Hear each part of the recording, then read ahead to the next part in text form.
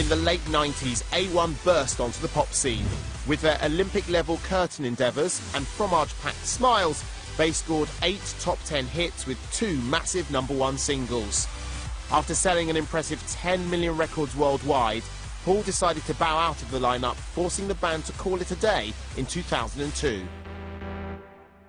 Today's the day the boys meet up to reflect on what 2014 has in store. We have to sort of make sure we're all on the same page.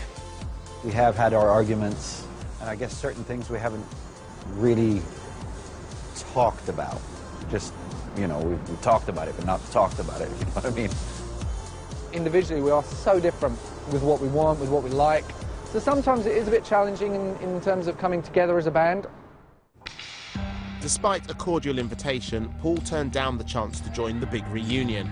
But the other 3 meet up at Ben's swanky London pad, where Ben is wearing shorts. We should, of course, talk about Paul, because he was a very big part of the band as well. Obviously, we did reach out to him, and he just wasn't very keen to kind of get involved. Well, I haven't spoken to him since he didn't show up at the airport. And I still don't understand how he must clearly be so upset about something. We probably have a lot of bad feeling towards him about how he left and why he hasn't been in contact for all these years. So it would have just been a nice time to sort of clear the air and at the very least have better closure. Forgive me if I'm wrong, and like, you know, you can pick me up on it, but I seem to remember a conversation where we said, well, we can carry on as a 3 and we can get a new deal with, you know, with this other label, and then you saying, well, actually, I'd quite like to go back to Norway and, you know, explore some things over there. Well, that's not how I remember it. Okay. I remember us all thinking that we need a break now. Let's just give it some time and think about. And then nothing happened. Nothing was in the calendar. I sat around my house playing PlayStation for like a year. I didn't make any money. And I didn't even think about money at that point.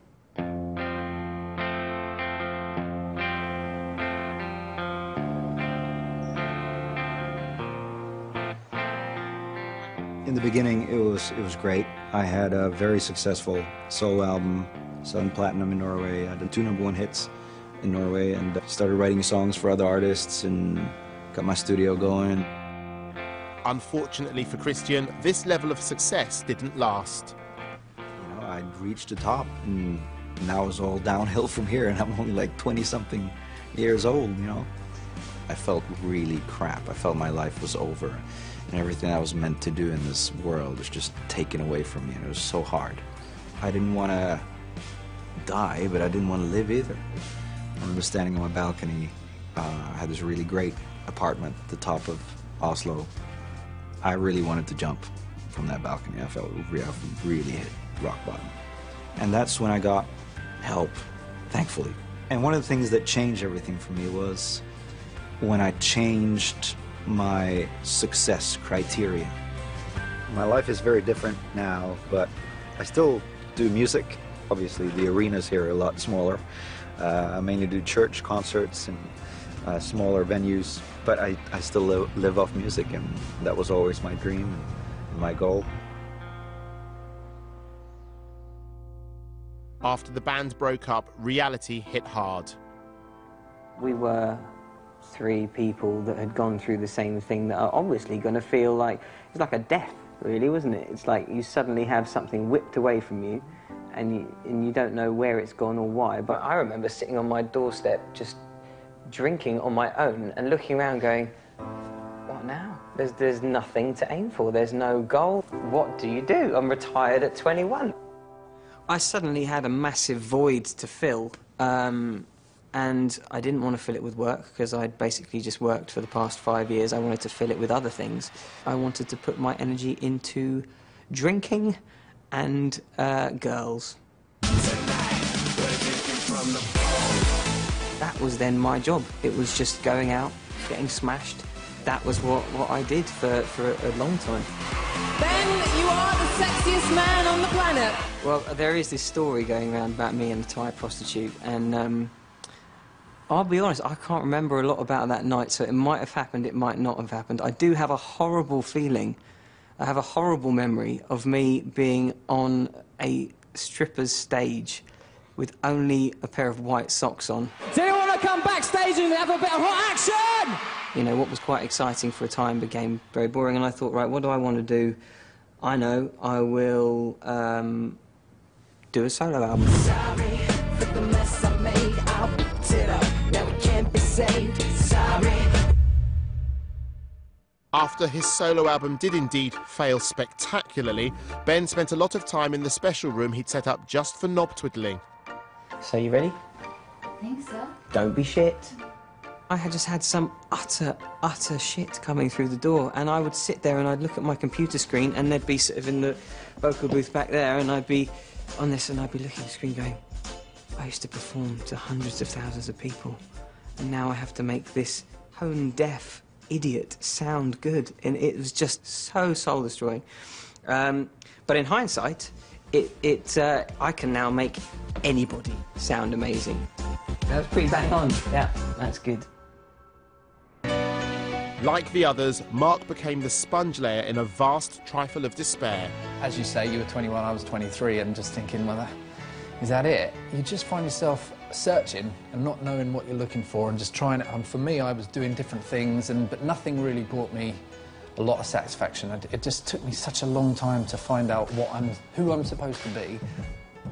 I'm constantly fighting feeling down, constantly fighting depression and just battling through it, because you think, I've got no right to be depressed from what I've had and what I've achieved. I just didn't know how to carry on without A1 there, which is terrible to be so dependent on something like that. That lifestyle is an addiction, and you really feel the lows when you're not doing it anymore. I kind of am sort of ashamed to say that even all these years on, I still don't fully know how to function outside of that bubble, and I still feel like I've got a lot of growing up to do. Mark's musical ambitions still dominate his life. I pretty much live in this room, this little cupboard here. I'm working on a musical. I can play you one song about the elephants. The animals are coming and they're coming two by two. What a sight, a pure delight, a wonderful floating zoo. The Elephant Man.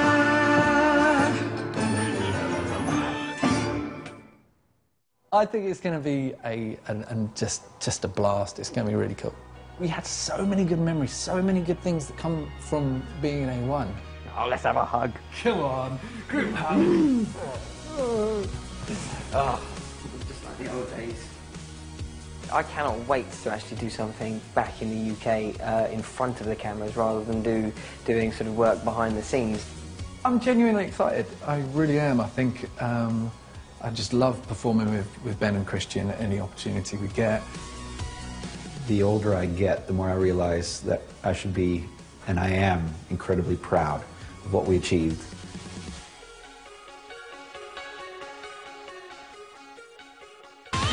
Next time, it's a girl thing with a right swing. You went to hit Anika, so I hit you. I was on that.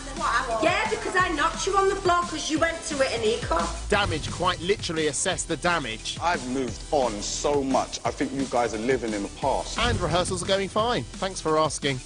I need you not to stand in my And I moved, and then you moved into my line again, so I moved this way. How about you just sit?